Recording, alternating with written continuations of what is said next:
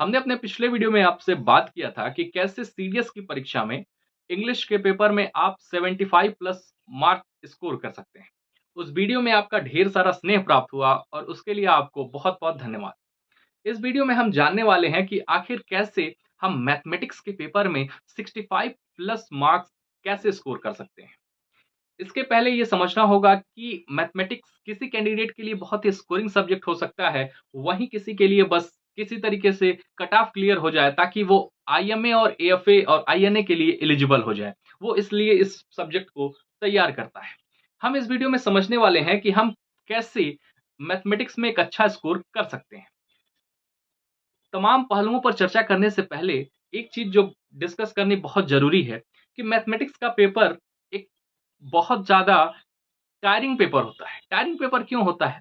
क्योंकि ये paper generally शाम के समय कंडक्ट होता है, जिस समय आप बहुत ज़्यादा थक चुके होते हैं।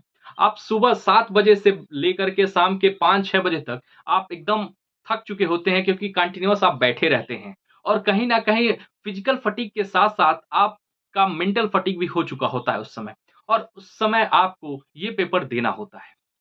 तो कहीं न कहीं न केवल ये एक फिजिकल टेस्ट है, साथ ही साथ एक साइकोलॉजिकल टेस्ट की तरह भी देख सकते हैं। जब आपका दिमाग एकदम हाथ खड़े कर चुका है और उस समय आपको अपने दिमाग से काम करवाना है, क्योंकि मैथमेटिक्स का पेपर ऐसा है कि आप जानते होंगे कि जितना कैलकुलेशन आपके दिमाग में होगा, उतने ज़्यादा क्वेश्चन्स आप ओएमआर में फिल कर पाएँगे और जितना ज़्यादा आपका पेन चलेगा, उतना ज़्यादा आपको टाइम लगेगा और उतने क्वेश्चन आप कम अटेम्प्ट कर पाएँगे। ठीक है? अब जैसे कि ट्रेंड देखा जा सकता है कि अब कुछ लोगों को ये डाउट होगा कि क्या भैया 65 प्लस मार्क्स से केवल वही जो है आपका क्राइटेरिया है? क्या इसमें 70, 80, 90 नंबर नहीं बच्चे स्कोर करते हैं? बिल्कुल करते हैं, लेकिन वो बहुत ही नॉमिनल होते हैं जो 80 प्लस जाते हैं। जैसे पिछले पेपर्स में अगर हम बात करें, तो 2023 का जो सेकंड पेपर हुआ, उसके पहले जितने पेपर होते थे, वो थोड़े ईज़ियर साइड पे होते थे और उसमें 75 और 80 मार्क्स स्कोर करना कोई बड़ी बात नहीं थी। लेकिन 2023 का जो सेकंड पेपर होता है, वो सीडीएस इतिहास का मैथमेटिक्स का सबसे मुश्किल पेपर था और उसमें 50 प्लस या 60 नंबर लाना बहुत बड़ी बात थी। और उसके बाद ये देखा गया कि सीडीएस ने अपना पैटर्न थॉरोली चेंज कर दिया। 2023 के सेकंड पेपर के बाद जो 2024 का पहला पेपर, 2024 का दूसरा पेपर, अब ये एक नॉर्मल बन चुका है कि वो पेपर थोड़ा-सा हार्ड ही रखते हैं। पहले क्या था, ईज़ी से मॉडरेट था, अब क्या है, मॉडरेट से हार्ड आ रहा है। हालाँकि 2025 का जो दूसरा पेपर था, वो कंपैरेटिवली ईज़ी था। यानी कि उसमें आप 60 से 70 नंबर आराम से स्कोर कर सकते थे। इसका सारांश क्या हुआ, इसका पूरा कंक्लूजन अगर हम निकालें, अगर कोई कैंडिडेट 50 मार्क्स प्लस स्कोर कर रहा है, यानी कि 50 नंबर से ज़्यादा वो स्कोर कर रहा है इस पेपर में, तो एक डिसेंट और बहुत अच्छा स्कोर माना जा सकता है। ठीक? तो यानी कि अगर आप बहुत ही एवरेज स्टूडेंट हैं, तो एटलीस्ट आप 50 टारगेट करेंगे। थोड़े से ज़्यादा अच्छे हैं पढ़ने में, तो आप 60 प्लस टारगेट कर सकते हैं और आप बहुत ही ब्रिलियंट है मैथमेटिक्स में। मैथमेटिक्स आपका स्कोरिंग सब्जेक्ट है क्योंकि आपने इंग्लिश में उतना अच्छा नहीं दिखाया है अपना प्रदर्शन, तो आप इसको टारगेट कर सकते हैं, जिसमें आप बड़े ईज़िली 60 से 70 नंबर बटोर सकते हैं, लेकिन उसके ज़्यादा आपको लाने के लिए बहुत मेहनत करने की आवश्यकता है। ठीक है? अब एक और पहलू आता है जब भी हम मैथमेटिक्स की बात करते हैं कि कई बच्चे जो ऐसे होते हैं, हालाँकि ऐसे बहुत कम होते हैं जो सीडीएस एग्ज़ाम के साथ-साथ बहुत सारे एग्ज़ाम की भी तैयारी करते हैं। लेकिन कुछ ऐसे कैंडिडेट होते हैं जो सीडीएस एग्ज़ामिनेशन के साथ-साथ सीजीएल की भी तैयारी करते हैं। और वो जनरली पूछते रहते हैं कि भैया क्या सीजीएल का जो लेवल है और सीडीएस का मैथमेटिक्स का क्या वो इक्वल है? कुछ लोग वो हमेशा कंपैरिज़न के चक्कर में रहते हैं। वहीं पे कुछ लोग हमेशा एक-दूसरे को ऐसे कंपैरिज़न के साथ-साथ वो बताते रहते हैं कि ये हार्ड है, ये मुश्किल है। और अगर कोई आपको ऐसा करता हुआ मिलता है तो वो बहुत बेवकूफ़ी कर रहा है क्योंकि दोनों का पेपर पैटर्न पूछने का अलग है। कैसे? एक क्वेश्चन आपका जो है कॉन्सेप्चुअल बेस पे है और दूसरा जो है जैसे सीडीएस का जो पेपर होता है वो आपका कॉन्सेप्चुअल पेपर है। यानी कि बहुत जिसका कॉन्सेप्ट डीप में अच्छे से क्लियर रहेगा, वो इस पेपर को अच्छे से अटेम्प्ट कर सकता है। वहीं सीजीएल का जो पेपर होता है वो कैलकुलेशन बेस पे होता है, उसमें टाइम लिमिट होती है, यानी कि कितने कम समय में आप प्रश्न को सॉल्व कर पा रहे हैं और कितना ज्यादा कर सकते हैं। जैसे सीजीएल के प्री पेपर में जो होता है वो 25 क्वेश्चन आपके मैथमेटिक्स के होते हैं और एक एक घंटे में और सब्जेक्ट के साथ साथ इनको भी करना होता है। ऐसे में ये बहुत ही मुश्किल है कि आप अगर कॉन्सेप्चुअल पेपर उसमें आ जाए तो कोई सॉल्व कर पाए, इसलिए उसको थोड़ा सा आसान किया जाता है, लेकिन चूंकि वो टाइम बाउंड मैनर में होता है इसलिए वो अलग दुनिया का क्वेश्चन है। वहीं अगर सीडीएस की बात की जाए तो इसमें आपको 100 क्वेश्चन मिलेंगे जिसको 2 घंटे में सॉल्व करना है, लेकिन इसमें भी ऐसा नहीं है, टाइम लिमिट नहीं है, लेकिन थोड़ा-सा आपको टाइम मिल जाता है। हर क्वेश्चन पे तकरीबन 1 मिनट तो मिल ही जाते हैं, क्योंकि 120 मिनट और 100 क्वेश्चन है तो 1 मिनट से ज़्यादा का मिलता है। लेकिन अगर कोई 100 में 100 इसमें अटेम्प्ट नहीं कर सकता है, हालाँकि एकाक एक्सेप्शनल केस हो सकते हैं, लेकिन ये पॉसिबल नहीं है, टीचर्स के लिए पॉसिबल नहीं है कि कोई 100 में 100 क्वेश्चन अटेम्प्ट करे। ठीक? तो मैंने बता दिया कि अगर आप 50 प्लस स्कोर कर रहे हैं, तो एक अच्छा डिसेंट स्कोर माना जाता है। अब बात करें कि कैसे तैयारी करें कि हम इस लेवल को यानी कि 50 प्लस मार्क्स कैसे स्कोर कर सकते हैं इस परीक्षा में। तो सबसे पहले आपको ये समझना होगा कि सीडीएस का वो दौर चला गया जहां अरिथमेटिक्स के क्वेश्चन पूछे जाते थे। अगर आज कोई कहे कि मैं अरिथमेटिक, कोई मुझे नींद में भी पूछे मैं उसको सॉल्व कर दूंगा, इस लेवल का उसने तैयारी किया हुआ है, लेकिन वो सीडीएस का पेपर क्लियर नहीं कर सकता। क्यों? ऐसा मैं इसलिए बोल रहा हूं कि आप देखेंगे पिछले कुछ सालों से, हालांकि 2023 के सेकंड पेपर के बाद से ही सीडीएस ने अरिथमेटिक पूछना बिल्कुल कम कर दिया। 2-4 सवाल आपको मिलेंगे, ठीक है ना? तो आप ऐसा कर सकते हैं 85 और 85% और 50% का रेशियो, यानी कि पूरे पेपर में आप देखेंगे कि एटलीस्ट 85% पेपर का जो वेटेज है वो एडवांस्ड मैथ का है और वहीं 15% जो आपका पेपर है वो अरिथमेटिक का है। ठीक? तो ऐसे में आपको समझना होगा कि अगर कोई चाह के भी अगर वो 15% का जो पेपर है जिसमें अरिथमेटिक आ रहा है, अगर वो 100% भी अटेम्प्ट कर लेगा तो कहीं ना कहीं वो 15 नंबर ही पाएगा या बहुत उड़ के 20 नंबर पा सकता है। ठीक है, ये मैं बात कर रहा हूं जब वो उसकी एक्यूरेसी 100% है।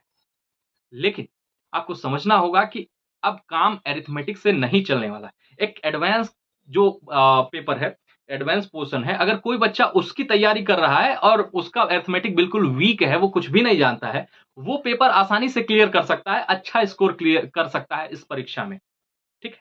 तो यानी कि अब हमको समझना होगा, ठीक है आपका अरिथमेटिक बहुत अच्छा है, बहुत अच्छी बात है, I respect your talent, but उसको थोड़ा सा साइड कर दें आप और एडवांस की तैयारी शुरू कर दें।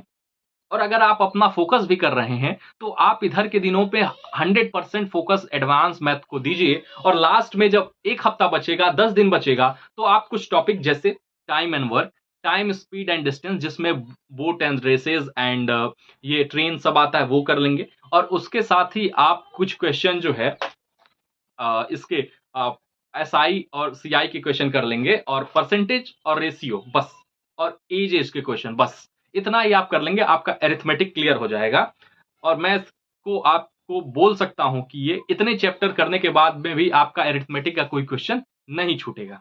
तो यानी कि हमारे आज के चर्चा का मोर सार आपको मैं बताऊं तो वो ये है कि आपको अपना पूरा तैयारी एडवांस मैथमेटिक्स को ही देना है। ठीक है? अब बात करते हैं कि एडवांस मैथमेटिक्स में कौन कौन से चैप्टर तैयार करें। देखिए, सबसे पहले अगर मैं आपसे बोलूं तो आपको कुछ चैप्टर मैं बता रहा हूं जिसको अच्छे से तैयार करना है। जैसे पहला चैप्टर है ट्रिग्नोमेट्री। ट्रिग्नोमेट्री के 10 से 12 क्वेश्चन आपको देखने को मिलेंगे जिसमें हाइट एंड डिस्टेंस भी शामिल है। ये बहुत ही इजी चैप्टर है और आप क्लास 12th में भी इस चीज को पढ़े होंगे, 10th में भी पढ़े होंगे, और वही चीज अगर आप एनडीए दिए होंगे तो उसमें भी ट्रिग्नोमेट्री के क्वेश्चन आए होंगे, तो आपको फिर वही चीजें पढ़नी है। तो यानी कि ये आपके लिए बहुत ही स्कोरिंग एकदम लड्डू सवाल, एकदम लॉलीपॉप चैप्टर है। आपको बस ऐसे पढ़ के चुभला के खा लेना, एंजॉय करना है। तो आप ट्रिग्नोमेट्री हाइट एंड डिस्टेंस कर लेंगे। इसमें जितने भी आप देखेंगे ट्रिक भी लग जाती है कि जहां पे थीटा है आप वहां एंगल भी पुट कर लें। ठीक है, तो थोड़ा थोड़ा ये भी हैक लगाना पड़ेगा आपको, तो आप इजिली इसको प्रिपेयर कर लें। अच्छा, कुछ लोग ऐसा बीच में पूछते हैं कि क्या हम इसमें ऑप्शन एलिमिनेट करके या वैल्यू रख के डिजिटल सम लगा के क्वेश्चंस कर सकते हैं क्या सीडीएस के? बहुत नॉमिनल, 1-2 क्वेश्चन में लग जाए बहुत बड़ी बात है, 5 में लग जाए बहुत बड़ी बात है। लेकिन अगर आप कॉन्सेप्चुअली इस सब्जेक्ट में स्ट्रांग नहीं है तो आई एम सॉरी, आप सीडीएस का एग्जाम नहीं क्लियर कर पाएंगे, स्पेशली मैथमेटिक्स का, क्योंकि एसएससी के पेपर में कई बार आपके हैक लग जाते हैं। एबीसी है, अलजेब्रा का क्वेश्चन है, तो उसमें आप वैल्यू डालेंगे और आंसर आपका निकल जाएगा। लेकिन इसमें बहुत मुश्किल है, एकाक में लग सकता है, मैं ऐसा नहीं बोल रहा हूँ, लेकिन बहुत कम चांसेस हैं कि वैल्यू डाल के आप क्वेश्चंस को निकाल लेंगे। और आपको यकीन नहीं हो तो 2023 का सेकंड पेपर जो हुआ था उसका पेपर निकालिएगा और उसमें वैल्यू रख के डाल के आप देखिएगा, खुद आपको अंदाजा लग जाएगा। ठीक, मैथमेटिक्स अब कंसेप्चुअली आपको पढ़ने की जरूरत है। तो हाइट एंड डिस्टेंस के बाद आपको अगला चैप्टर तैयार करना है ज्योमेट्री। ज्योमेट्री, पूरी ज्योमेट्री पढ़नी है, लेकिन उसमें सबसे ज्यादा अगर आपको किसी पे फोकस देना है तो वो है ट्राइंगल को। ट्राइंगल को मैं ऐसा इसलिए बोल रहा हूं कि आप जब भी ट्राइंगल पढ़ें तो उसमें सबसे पहले उसके सारे कॉन्सेप्ट को आप ध्यान देंगे। ठीक, और उसमें अगर किसी ट्राइंगल के बारे में सबसे ज्यादा पढ़ना है तो वो है राइट एंगल ट्राइंगल। ठीक, राइट एंगल ट्राइंगल से बने हुए जितने एप्लीकेशंस हैं, जितने उस पे टॉपिक्स हैं, जितने उसके कंसेप्ट हैं, वो सब अच्छे से आपको याद होने चाहिए, एकदम मुंह जबानी। और उसके एप्लीकेशन को कैसे यूज करना है, कैसे यूटिलाइज करना है, ये भी आपको एकदम अच्छे से आने चाहिए। क्योंकि अगर ट्राइंगल आपको दिखा तो ट्राइंगल देखते ही आपको समझ में आना चाहिए, अच्छा इसमें अपोलोनियस लगेगा या क्या लगेगा। ठीक है, क्वेश्चन देखते ही आपको समझ में जाना चाहिए, इस लेवल की आपको प्रैक्टिस करनी है। ठीक, अब जैसे ट्राइंगल में एक क्वेश्चन, वो हर साल पता नहीं क्या है उनके अंदर, उस कॉन्सेप्ट से इनको इतना प्रेम है कि वो हर साल 2-4 क्वेश्चन उस पर देते हैं। जैसे एक राइट एंगल ट्राइंगल रहेगा, जहां राइट एंगल ट्राइंगल है वहीं से एक परपेंडिकुलर ड्रा होगा उसका जो हाइपोटेन्यूज है राइट एंगल ट्राइंगल पे, और उस पे 5 कंसेप्ट हैं जो आपको अच्छे से याद कर लेने। उस पे 5 हर साल 2-3 क्वेश्चन तो देखने को मिलते ही हैं।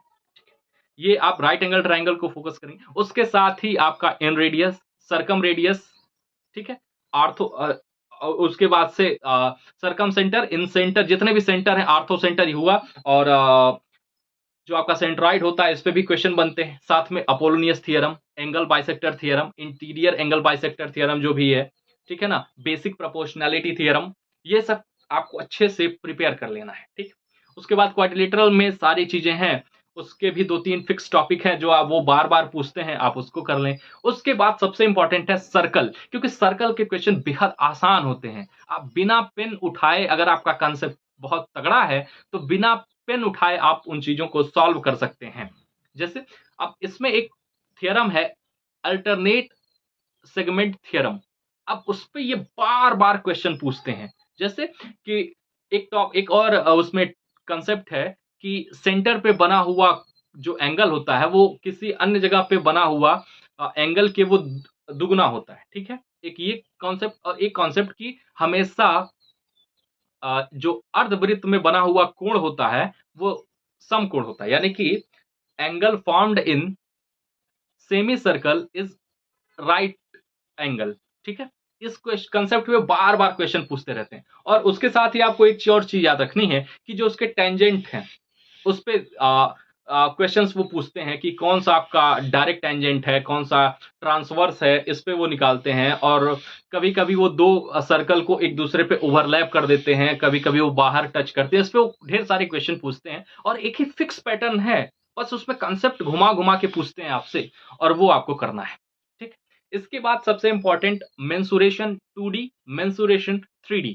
मेंसुरेशन 2D तो आराम से हो जाएगा। मेंसुरेशन 3D में पहले वो क्वेश्चन पूछते थे कि एक आपके पास सिलेंडर है, उसको काट काट के क्यूब बनाया, तो आप दोनों का जो है वॉल्यूम बराबर कर देते थे और नंबर ऑफ जो है सिलेंडर या क्यूब आपको पता चल जाता था। लेकिन अब वो क्या करते हैं कि ये जो आपका उसमें पूछते हैं कि एक सिलेंडर है, उसके ऊपर हमने स्फीयर रखा या कोन रखा, अब दोनों के एरिया में क्या चेंज होगा या दोनों के वॉल्यूम में क्या चेंज होगा, तो ये सब आपको सीखना पड़ेगा, है ना। या कि कोन से आप अगर क्या बोलते हैं कि क्यूब बना रहे हैं, या मतलब एक दूसरे से दूसरा जब बना रहे हैं तो क्या होगा। और इसमें सबसे इंपॉर्टेंट है अगर कुछ, तो वो है फ्रस्टम और कोन।